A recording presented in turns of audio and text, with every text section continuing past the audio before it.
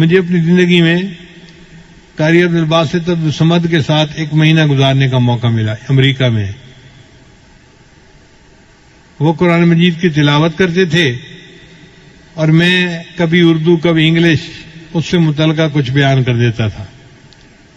مجھ سے بہت محبت کرتے تھے. وہ میرا نام نہیں لیتے تھے, انہوں نے میرا نام رکھا ہوا تھا رجل صالح.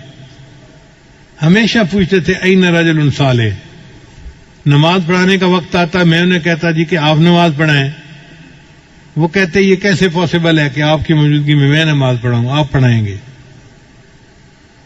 تو میں تو قرات نہیں جانتا صحیح طرح, لیکن بہرحال وہ میری غلطیوں پہ صبر کر لیتے تھے اور میں نماز پڑھا دیتا تھا. ان کے اندر میں نے ایک خوبی دیکھی, ہر وقت قرآن کی تلاوت کرتے رہتے تھے, ہر وقت.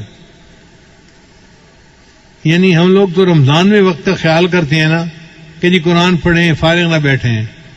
ان کی پوری زندگی کا یہ معمول تھا. ہم نے اندازہ لگایا کہ وہ شاید 1 قرآن مجید روزانہ پڑھنے کے عادی تھے. ان کے بیٹے سے ہم نے پوچھا, اس نے کہا جی ابو تو ہر وقت بیٹھے قرآن پڑھ رہے ہوتے ہیں, امی کوئی بات پوچھتی ہے تو وہ تلاوت کو ایک جگہ روک کر جواب دیتے ہیں, پھر پڑھنا شروع کر دیتے ہیں. امی کہتی ہے ان سے تو بات کرنے کا مزہ ہی نہیں ہے, جواب ہی نہیں دیتے صحیح طریقہ سے.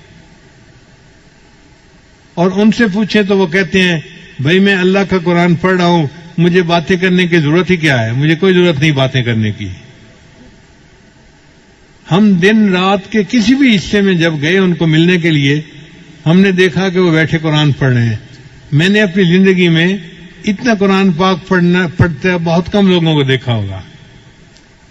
ایک بات مجھے اکثر جو ہے وہ پریشان کرتی تھی کہ اگر نیکی ان کی طبیعت میں اتنی ہے, کوئی فالتو بات نہیں, کوئی دنیا کی بات نہیں, سیاست کی بات کرو تو وہ ایسے بونگے بن کے بیٹھے ہوتے تھے جیسے پتہ ہی نہیں ان کو کیا ہو رہا ہے, کوئی دلچسپی تھی نہیں.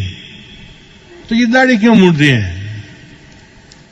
تو بعد میں انہوں نے کہا کہ علماء جو مصر کے ہیں ان کو ایک علمی مغالطہ ہے, وہ داڑھی کو سنت نہیں سمجھتے یا واجب نہیں سمجھتے جس طرح ہم سمجھتے ہیں. وہ سمجھتے ہیں کہ داڑھی اس لیے رکھی جاتی ہے کہ مرد اور عورت کے درمیان فرق ہو سکے, دیکھنے سے پتہ چلے یہ مرد ہے اور جس کی داڑھی نہیں یہ عورت ہے. چنانچہ مصر کے علماء کو آپ دیکھیں گے تو وہ داڑھی اور مونچھ اکٹھی کبھی نہیں مونڈیں گے.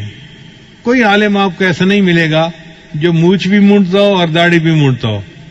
وہ داڑھی مونڈیں گے تو مونچھ ضرور رکھیں گے, اور وہ کہتے ہیں کہ جی مونچھوں کے رکھنے سے پتہ چل جاتا ہے یہ عورت نہیں ہے, تو داڑھی کا مقصد پورا ہو گیا. شاید یہی مغالطہ علامہ اقبال کو بھی لگا ہوگا, ورنہ اس کے اندر تو ایمان بہت مضبوط تھا, لیکن داڑھی جو شیو کرتا تھا وہ اسی علمی مغالطے کی وجہ سے کرتا ہوگا. اس لیے مصر میں جو مفتی اعظم ہوتا ہے وہ بھی داڑھی منڈا ہوتا ہے. تو یہ علمی مغالطہ ہے جو ان علماء کو لگا. ہمارے علماء کو اللہ تعالیٰ نے اس میں بہت صحیح جگہ پر پہنچایا, اور انہوں نے لکھا کہ داڑھی رکھنا تو واجب ہے, البتہ 1 مٹھ تک اس کو بڑھانا یہ سنت ہے, اور صحیح مسئلہ بھی یہی ہے. تو بہرحال ان کی ہم نے قرات مختلف موقعوں پہ سنی. ایک دفعہ ہم نے ایک جگہ کھانا کھایا تو ایک ہمارے دوست تھے, وہ قاری صاحب کو کہنے لگے کہ آج سورہ الرحمن کی تلاوت سنائیں. ہمیں برا لگا کہ لوگ ایسے ہی فرمائشیں کر دیتے ہیں, پتہ نہیں دوسرے کی طبیعت بحال ہے یا نہیں, فریش ہونا بھی تو ضروری ہوتا ہے نا. لیکن قاری صاحب سنبھل کے بیٹھ گئے اور انہوں نے سورہ الرحمن کی تلاوت کی اور دل خوش ہو گیا. کیا اللہ نے ان کو آواز عطا کی تھی. ہم تو پاس بیٹھ کے سنتے تھے نا ایسے. جو آپ کیسٹوں میں سنتے ہیں وہ ہم پریکٹیکلی ان کے پاس بیٹھ کے سنتے تھے. تو میں اللہ کے اس جو ہے وہ نعمت پہ حیران ہوتا تھا, یا اللہ آپ نے ان کو کیسی مترنم آواز دی ہے, کیسا گلا دیا ہے جو قرآن مجید کو اتنا خوبصورت طریقے سے پڑھتا ہے. نبی صاحب نے ارشاد فرمایا تم قرآن مجید کو مزین کر کے پڑھو, یعنی اچھے طریقے سے پڑھو. واقعی انہوں نے حق ادا کر دیا. قرآن مجید پڑھتے تھے دل خوش ہو جاتا